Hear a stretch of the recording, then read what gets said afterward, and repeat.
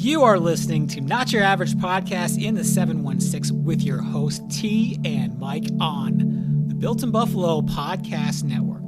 Allen slinging it towards the end zone. It's caught. Beasley for the touchdown.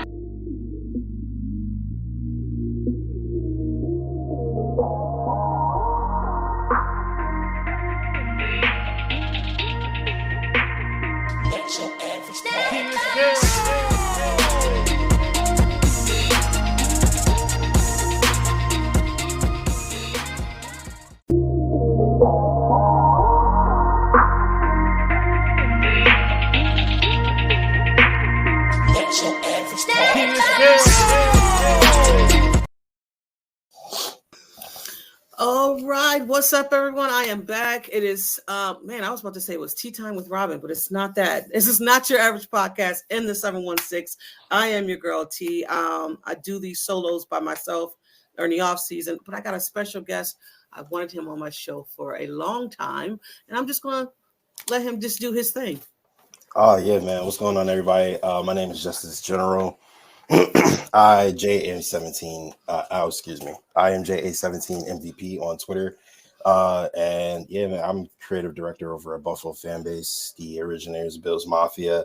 T is one of my good friends in this industry, and I was appreciative of the invite.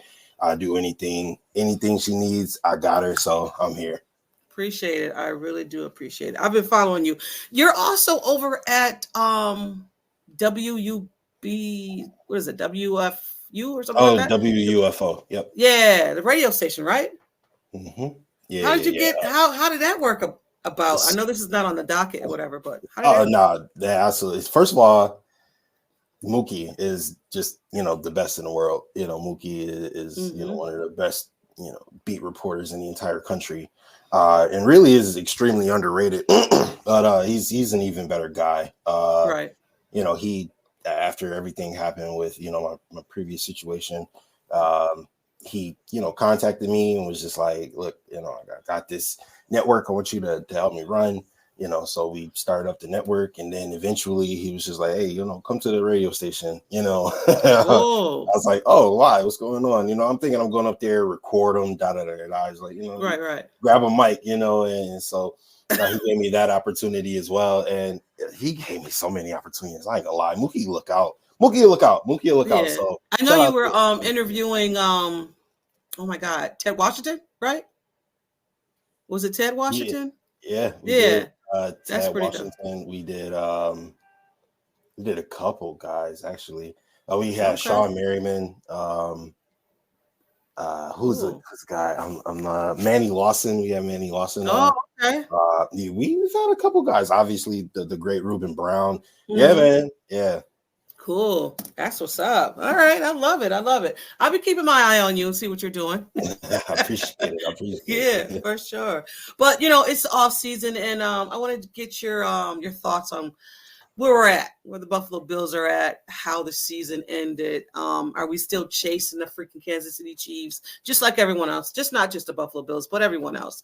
But now that the season is over, what is your takes on this season? So my take on the season is, if you look at the Chiefs and you say the Kansas City Chiefs plus Patrick Mahomes is probably not probably, but they keep winning the Super Bowl. So we have no choice but to say they're the best team in the league, right? Right. Almost undisputedly now. I mean, 3 Super Bowls in 5 years is nuts. So crazy. That is the team. That is the standard. That is the top of the mountain. The greatest, the greatest, this stretch, as far as 5 years, the greatest dynasty we've seen in the sport, right? That team, every time they play us, either loses, or they need overtime to beat us, right? So if I look at our season objectively and I say the only team that could beat us even by luck is the best team of the last of this century, right? No, in NFL history, right? So if I look at it from that lens, I say I'm not worried about it. We got a quarterback that has 40 combined touchdowns over the last 4 seasons. Nobody in the NFL ever has done that. Think about that, T. Right? You got Brady and Manning. Hell, you got Mahomes and Rodgers. None of them have ever thrown or rushed for 40 touchdowns 4 seasons straight. Let me ask you this. Okay, you say that, and then in the playoffs altogether, it's 52. So then you have other guys. You have Edelman going on podcasts and saying, "Well, I don't know if he can get over the hump." When it becomes like these important times. Edelman said this about Josh Allen? Yeah, he turns the ball over, and I'm just like, you do. And you know that guys, right? They're football guys. But I'm like, are you that not in touch with the league that you think that Josh Allen is a turnover machine in the playoffs? Come on, bro. He sat down with Shady McCoy. And I was just like, this is insane. This is insane. Like, he's getting this narrative around him, and it just drives me crazy about Josh Allen. Because everybody's like, oh, the interceptions and stuff, but he tightens it up in the playoffs.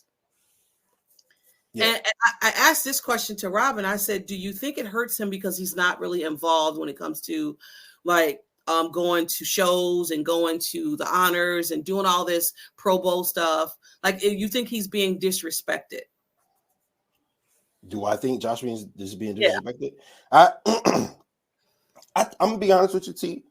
I really don't think it's a ton of people that actually watch football and understand what's going on. And I think that the ones that don't watch all of it objectively. Therefore, they're giving a skewed narrative to the viewing public, right? Gotcha. Joshua Patrick Allen, first of all right? You talk about his turnovers. The turnovers are horrendous, okay? He's terrible, right? He's bad. He's bad. He's terrible. Yeah. He's so bad, T. He's so bad that his margin of touchdowns to turnovers was the second highest in the NFL this season. Oh, my God. Only to Dak. Dak is the only one who had a bigger margin of touchdowns to turnovers this season. But it just seems like he doesn't care. It's like Josh's like, I don't care. But why should he? But hold on. But think about what I said. Of all the turnovers you had this season, and then you want to complain about all of it, he still had the second highest margin of scoring 2 turns. That is nuts. So you can talk about all the turnovers, right? He still scores prolifically, right? He has more touchdowns than anybody in the NFL since he's came into the league. He has a higher margin of touchdowns to turnover than anybody since he's came into the league. And the only team that's won more than the Buffalo Bills since he's came into the league is the Kansas City Chiefs. Yeah. And on top of that, we can honestly say maybe 2 games, maybe 2. The first game was the Jets that cost us a game. Josh turned the ball over so much on that game that we were as fans. Yeah. I don't know what was going on. Maybe it was the moment was too big for him. And I don't really think it was that. Yes, I think it was all of it. So when people talk about that, it's just like, it pisses me off because I'm like, you're not, I don't expect for you to know the Buffalo Bills like us as fans know it because of how we watch it and how we, as content creators, we speak about it. But I do want to ask you this about Josh in this offseason. What do you see? What do you want to hear and see he's doing this offseason? Oh, man. See, now, a part of my brain, when I think about it, when I saw Pat roll out and throw the ball to dude and they win the Super Bowl because Kyle Shanahan just keeps choking. Him blaming his defensive coordinator is insane and firing.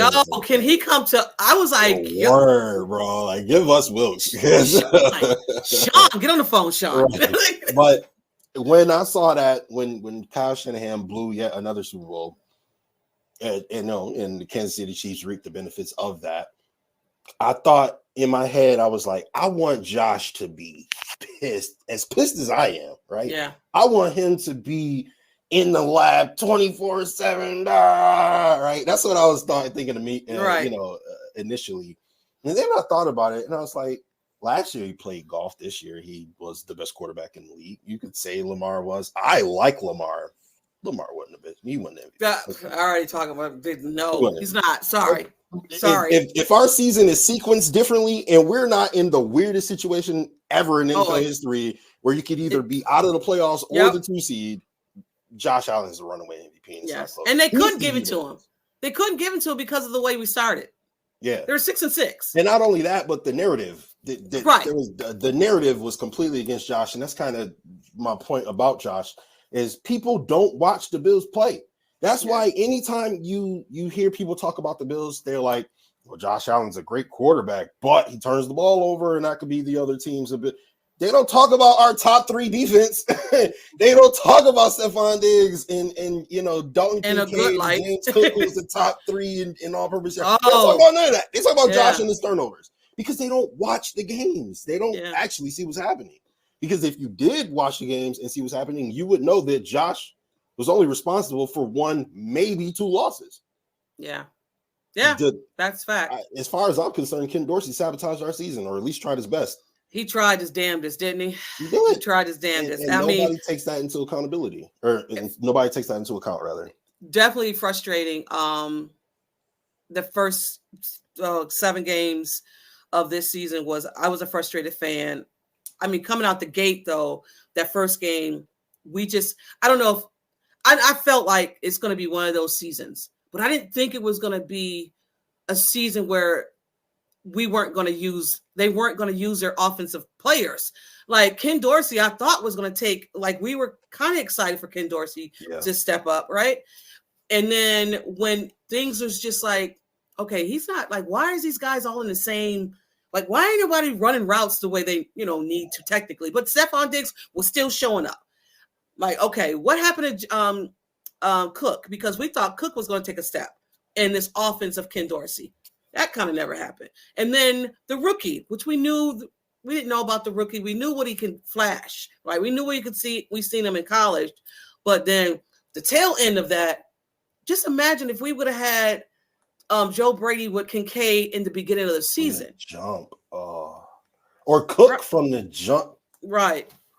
Oh my God, he would have had more yards. Oh my God, He would have had the rushing title, or at least if not the rushing title, the all-purpose yards title. Because you think about it, he ended up top 5 and really only had like a half a season's worth of production because the beginning of the season he really wasn't in the game plan all like that. And not only that, but he dropped like 4 touchdowns that were all huge.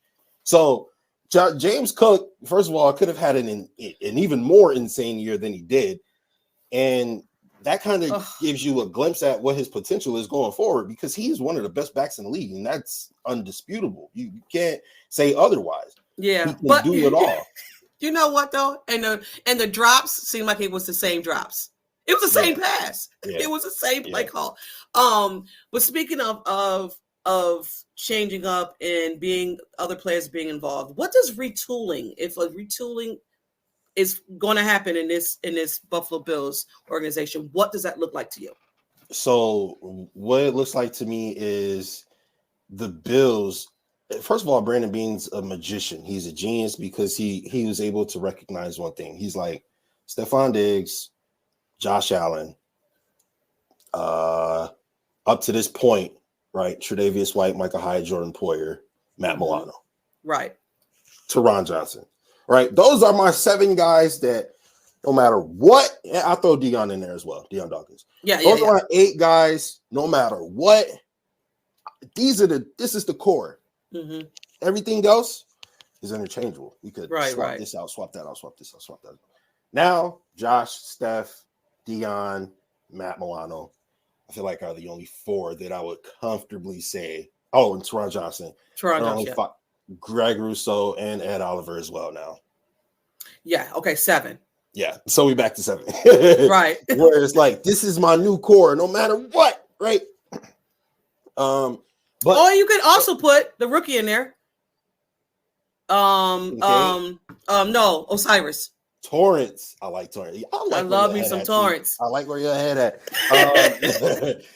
So even better because now you got upwards of 10 people who is like, this is my core. So you got almost an entire side of the field where it's like, these are my blue chip players. The rest we can just kind of put in and out. And that's how you get such great depth that the Bills have, where it's like we can have a platoon rotation at defensive end because we got Von Miller and AJ Epinesa and Gregory Rousseau and Shaq Lawson and with the defensive tackles, Ed Oliver and Tim Settle and DaQuan Jones and so you think they bring Settle back?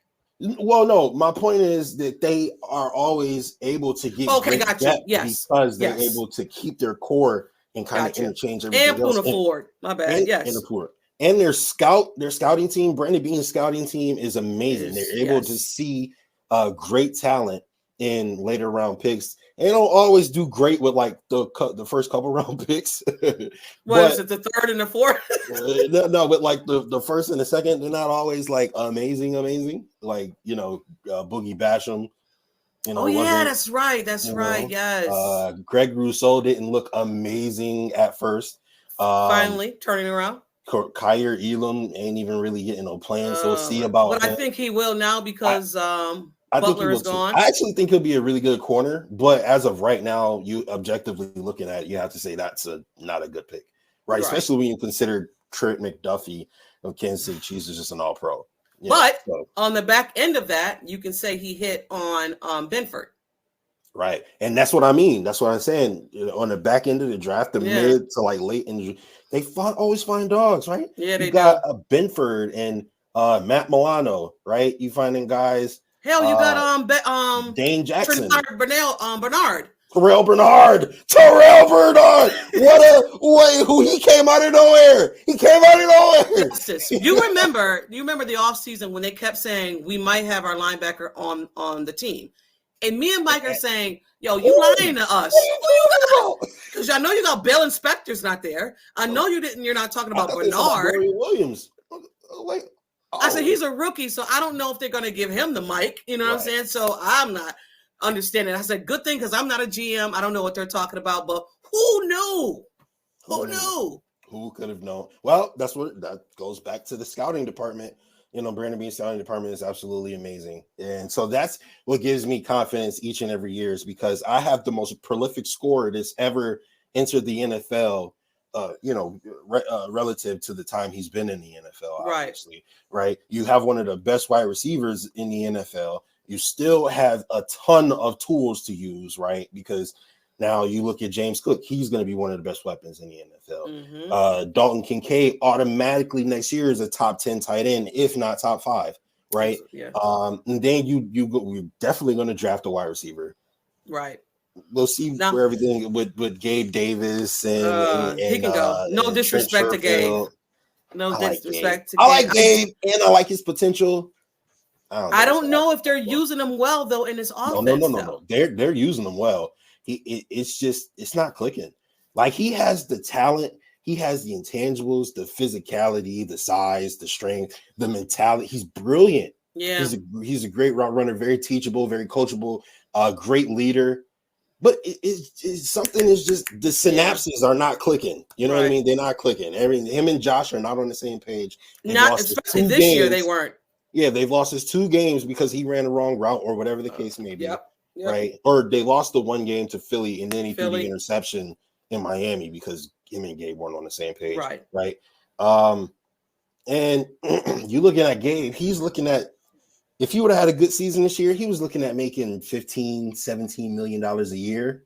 Yeah, I ain't paying him 15. No, but not even that. Brandon Beane, and I'm using the word loosely, allows their players to go test the free agency because if you think you can get more, hey, go get more.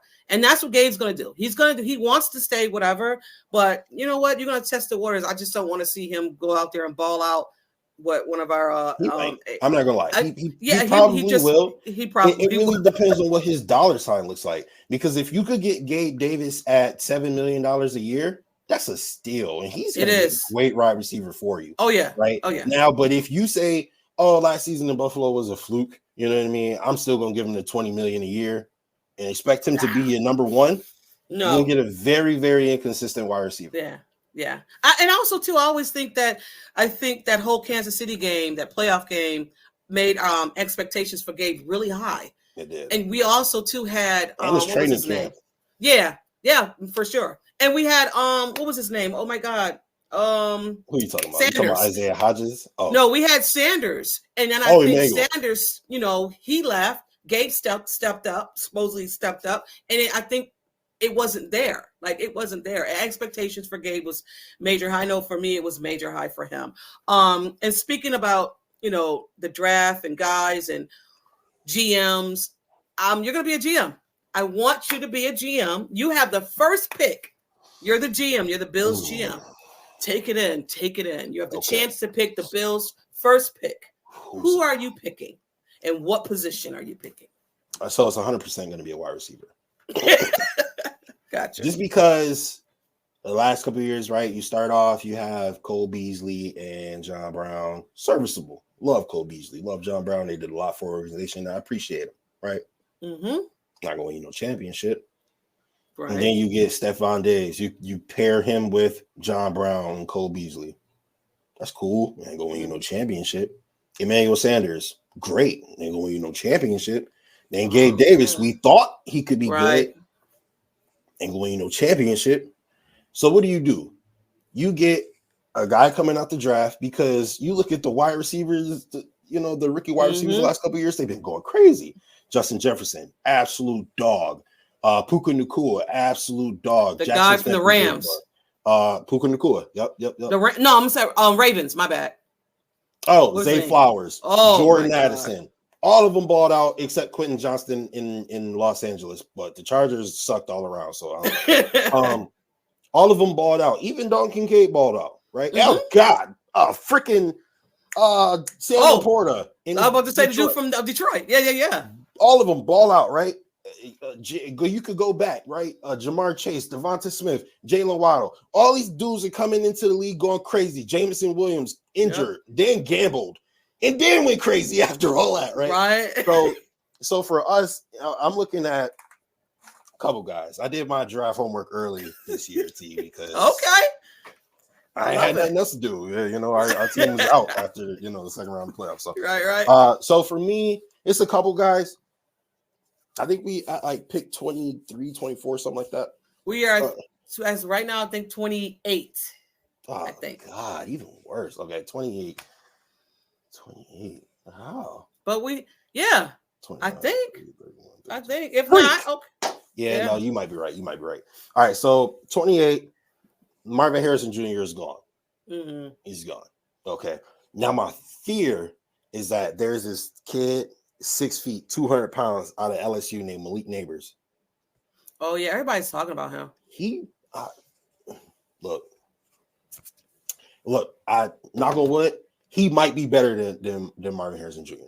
Like, really? Career-wise, he might actually have a better career than Marvin Harrison Jr. depending on where Marvin Harrison Jr. goes, because I think systems and tandems can make careers and whatnot. Okay. I like Malik Neighbors. If not Malik Neighbors, then I'm looking at, a lot of guys who are there's a really tall draft class. As soon as you get past Malik Neighbors, everybody else is like 6'3", 6'4", 6. You know what I'm saying? Okay. So, what about Brian Thomas Jr.?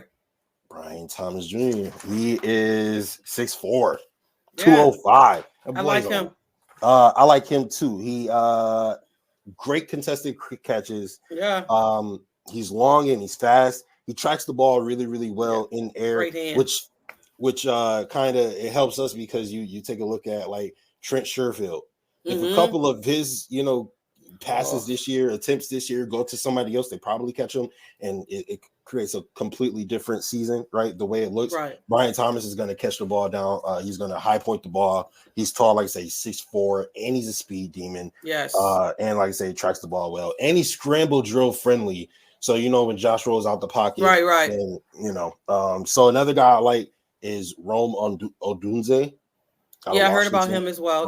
Rome is really good. Troy Franklin out of Oregon, 6'3", 187. I promise you, when he gets to the combine, if he's not injured, he's going to run a sub 4.3. Okay. Just watching his tape on like film, he leaves people in the dust the way Tyreek Hill do. It's insane. So I like him. I also like Keon Coleman. It's a lot of good wide receivers. But yeah, they said it's a lot. So we should. I mean, Brandon Bean has to be aggressive when it comes to wide receivers in this draft alone. And I think he understands it, and Sean understands it too, because they talked about it towards the end of the season in their pressers that they need more explosive plays. So as a fan, you're hearing, okay, you need a wide receiver. That's all I heard. You need a wide receiver. And to your point, because that's a great point. You look at it last year, they almost was shit out of luck, right? Because a run happened where it was like, oh, Jackson Smith and Jigba came off the board. Then Jordan Addison came off the board. Then Quincy Johnson came off the board, and the Bills was like, oh, shoot. All of our targets just came off the board in a row. We got to go up and we got to get Kincaid. Yep. So it ended up working out for us. If they didn't get Kincaid, Dallas was going to get Kincaid. It was going to get Kincaid. And it ended up working out for us, thank goodness. But, they wanted one of those wide receivers initially. Yeah, they did. They did. I mean, I'm glad that it is a heavy wide receiver, also a heavy safety, and also I think it's a heavy wide O-line, which we don't really need O-line that much. I mean, we can get some boys. Right, I'm about to say we can get some boys back there and on the back end of it. But, yeah, I guess for me too, wide receiver, I want a safety, but I also want a safety in the free agency. Although I know they don't have the money, but if you can, Brandon Bean work magic, man. I'm about to say if you can do your magic like we know he can do. He's already said that he's not going to do too many splash players, right? And we understand it, we get it, but we also, if you're going to let go of the safety tandem back there, duo back there, and I believe bringing one back, and I know Micah Hyde is probably gone. And if you could bring Porter back, because he has one more deal, right? He has one more year on his deal. Jordan Poyer. I think both their deals is up, and if not, then one of them only got one more year. It might be Micah Hyde because he did have the most recent contract. Okay. He thought he was gone. Right. Re-signing. Yeah, I mean Micah Hyde's gone. I mean, his wife just put out that goodbye speech or whatever. So they had him run out the tunnel and cry and all that. Yeah, he's gone. Yeah, he's done. He's done. But yeah, I can't wait. This draft is going to be exciting, more exciting than it was last year. Mm-hmm. The fact that we got freaking Osiris Torrance and he just balled out for us. I was just like, wow, like that was a hit. The man played every snap and only allowed maybe 2 or 3 pressures, which was great. You know, so, and they're talking about a rookie wall. He didn't even hit a rookie wall, So, speaking of all of that, what does a successful season, and I know it's way too early, but what does that look like for you as a fan? All right. I'm so sorry, T. Real quick. You mentioned safeties. I just wanted to, I'm not a huge fan of like any of the early safeties, like Cameron Kitchens and Tyler Nubis and stuff. Not a huge fan. However, I do think that they could, serve a purpose in our system, right? Because we do have Taylor Rapp who's coming back. Didn't look great all season, but toward the back end of the season, he started to get better, a lot like AJ Klein a couple of years ago, right? You got Christian Benford, who I actually predicted as soon as we drafted him. I was like, this guy, not only is he going to make the team, he's going to be a starter. I said he's going to be a starter. So he can play both positions? So they thought early in his rookie season, they said that they were thinking about trying him out as safety, switching him over. So now if you're losing one of your legendary safeties, why not, kind of groom and he's a guy. Hitter, so yeah, he can tackle. Right? Groom a guy, right? Yeah. So now you got a Christian Benford, potentially a Taylor Rapp. Right. And then they love the Dean Marlos and Ray O'Neal type of guys, right? I'm not gonna lie, Cameron Kitchens kind of fits that bill, right? He's a hard hitter. He's got good speed. He's got good field awareness. He's good in run support. He breaks on the ball in coverage, and he likes to hit people, right? So that's kind of what you want to see, like a Derwin James type of guy. Right. I really like Tyler Nubin. A little bit bigger, 6'2", 210. Hard hitter. He got quick feet, good ball skills. He's good in man coverage. He's a good tackler in the open field, which is a weakness of the Buffalo Bills. They're not good one-on-one tacklers in the open field. The Bills defense will shut everything down if they never miss a tackle, but they miss tackles and they allow big gains because now there's gaps open because what you were responsible for, you have now opened up with your, missed tackle. He could play a thick dime and nickel. It's kind of like that role that you would like to see a Taylor Rapp or like a Teron Johnson play in, where it's not quite a linebacker, but it kind of plays like a linebacker, right? Okay. Kalen Bullock out of USC, he's even bigger, 6'3", 190. Hit boy, hit that boy hits. Okay. Boys is all over the field getting smacked. He's a ball hawker. He reads the QB's eyes. He's a great robber at safety, I like to say. And then my favorite at safety, he's like a probably day 2, day 3 pick. Sione Vaki out of Utah. He only 6 feet, only 208. He plays running back and safety. What? He had 50 tackles, 2 sacks, and an INT, 42 carries, 317 yards, 2 tutties, 11 catches, 203. Great concentration, great open field tackle, strong for his size. Sheds blocks really well, good field awareness and vision. Obviously, you have to have that if you're playing running back. Absolute weapon on the field, defense and offense. Sione Vaki is really nice. So, gotcha. I'm sorry, that was long and convoluted, but to answer your question, what does a successful season look like, you said? Yes. So, a successful season at this point is you gotta you can't have your kids coming to you and crying every night that the boogeyman is just in their closet and just won't leave them alone. Right. That boy under the bed, he in the lampshades, he outside the window, he's everywhere, and he's torturing our children. Yes. And his name is right. So that's what that's really what I want to, is just to beat them in the playoffs. And I feel like ultimately you want to win the Super Bowl, but if you beat them in the playoffs, then that is a step up. Right. Yeah, man. And you know what it to me is this. In order for Josh to get from underneath Patrick Mahomes, he's going to have to beat him in the important part of the season. And that season is the playoffs.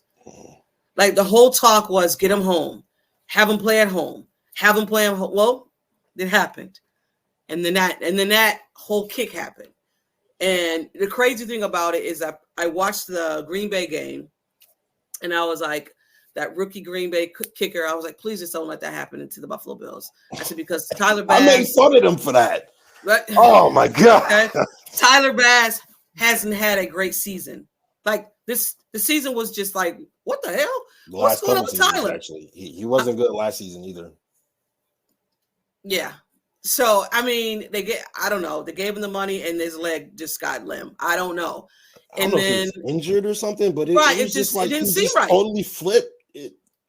I don't know. He was guaranteed, like we could go to the store, come back. Oh, he made it. Oh, okay, I knew it. Now it's just like, we got to sit here. We got to make sure. And then it was just, were you at that game? Because I know you do go to games. Did you go to that one? No, I think that my lucky stars wasn't there. It didn't even ponder in my mind that he could miss. And to me, I was thinking of, all right, we got to stop Pat. Like they got 40. We got to stop Pat wide right. I was like, I didn't even conceive that as a possible outcome. And then there's no way that they're stopping him and getting the ball back after that. Like my defense is going to be, but not even mortified. That. Just they stopped him. Like Poyer had some big plays in that. That's why they got the ball back. So I mean, the defense was kind of rallying a little bit because prior to that, Pat was just lazing. Like our defense was, our defense was our defense. I guess for me, that's right. That's how we got that possession to be able to either take the lead or go tie. That's true. Yeah. Right. So for me, this season, I want my guys to be healthy. And I know it's a long season. I understand that. But the last 2 seasons with the Buffalo Bills have been hell when it comes to injuries. And prior to the 2 seasons before that, we were the most healthiest freaking team, organization. They got freaking awards for it. And all of a sudden now they can't stay healthy. Like every level of our defense was injured. Insane. They had more money off the field than they had on. Yeah, literally. You know what I mean? So for me, I just want the guys to stay healthy as they can be. I want Vaughn. And then Vaughn was basically off the field, except he was taking the spot of somebody who should have been on the field instead of him, while still having the money of about 3 or 4 people that was also on the field. Yes. But I was happy they pulled the trigger and sat him because, I can't be sat. I'm the star. And I'm happy they did it because maybe it shook him up and woke him up. Yeah. So, I mean, I don't know. That's it in a nutshell for me. I just want this team to, I don't even know if it's a hump because they have beat the Chiefs. I don't think it's more of a Josh can't do it in the playoffs because he has done things in the playoffs. He has had against New England. He has a perfect game against New England. So it's not like he can't do it. No, and I don't think it's a mindset. Josh's playoff, his playoff resume is indisputable. It's crazy. You can't blame the fact that the Bills don't have a Super Bowl. You cannot blame that on Josh Allen. You look at his stat line, in the games where the Bills have played in the playoffs, and it was almost never his fault. I don't think it's ever been his fault of a loss so far. That's true. I was going to ask you about the free agencies and how many you think that will come back, because I think it's 22. Jesus. I maybe want 4 back. Yeah. Maybe. Let's see. I don't know off the top of my head who is going to become a free agent. There's a lot of guys who I'm just like, I'm good off Trent Sherfield, good off Trent Sherfield. I like Dante Hardy, but if he left, I wouldn't be like, oh no, Dante Hardy's gone. So here's I like Ty Johnson. We got Kyle Allen, we got Davis, Kyle Allen can go. Dotson, we got Floyd, AJ Epinesa, Puna Ford, Harris, Hyde, Jackson, Jones, Joseph, Lewis, Lawson, I can never say this man's name, Matakevich, yeah. Yeah, Murray, Phillips, Rapp, Settle, and Sherfield. Golly, that's a lot of people. Yeah. A lot of contributors, too. Yeah, Epinesa I want back. Off the top of my head, I was about to say, a lot of just those guys on defensive line, Epinesa, Daquan Jones, I would like back. Dotson, I would like back. Lawson, I would like, not Mark Lawson. Who's the defensive end who came in balling this year for us? Leonard Floyd. Leonard Floyd wants the money, so he might be gone. Yeah, he said he's going where the money's going. So that's what he said. Yeah, he might be gone. Ooh, yeah, he gone. Yeah, when he got that money for his old ass. Well, I appreciate what he did, but I ain't for sure. Make a I'm not everybody trying to give him no money. Absolutely not. No. Yeah, but Dotson might be gone too because Dotson balled out this year, so he might be gone. If Dotson leave, I'll know something. If Dotson leave, because Dotson, bro, like you come back. You finally got an opportunity, right? You did well, but he loves Bobby Babbage and Sean McDermott, so he might just stay just for GP. Yeah, because we need that depth, and thank goodness, this is gonna sound bad, but no, not really. Thank goodness Matt Milano got injured in the early part of the season, so he'll be healthy enough. No, that's for real. That's real talk. Like, what do you mean? I can't wait to see him in Bernard play together. Yeah, they're going to be crazy. They was looking like all pros together. Hell yeah, starting. Yeah, they definitely were. But that's all I got for you. I really appreciate you coming on the show and gracing me with your knowledge. And I love the fact that ball, like ball, and you don't hold it back. And I understand. I love it. So tell everybody where they can find you. Yeah, I appreciate that. And what you're doing. Yeah, absolutely. So right now, just trying to retool, prepare for next season. And yeah, man, just I guess trying to get a break or whatever by not potting. I haven't potted in a while. It actually feels good. I miss it a little bit. But just retooling for next season.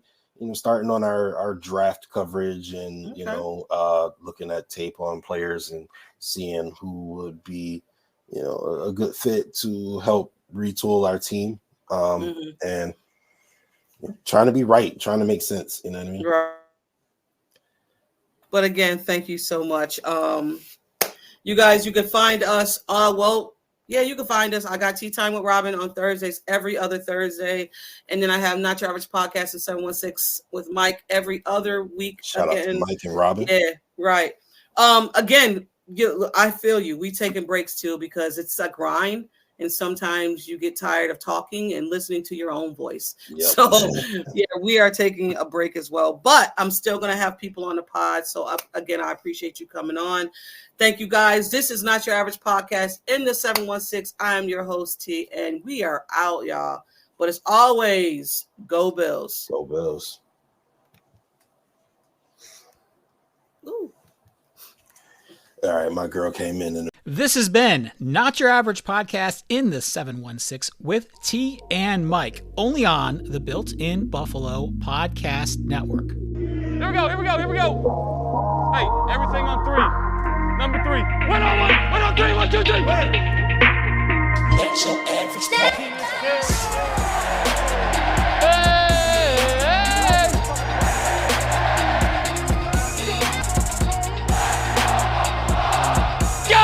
That gets me going, man.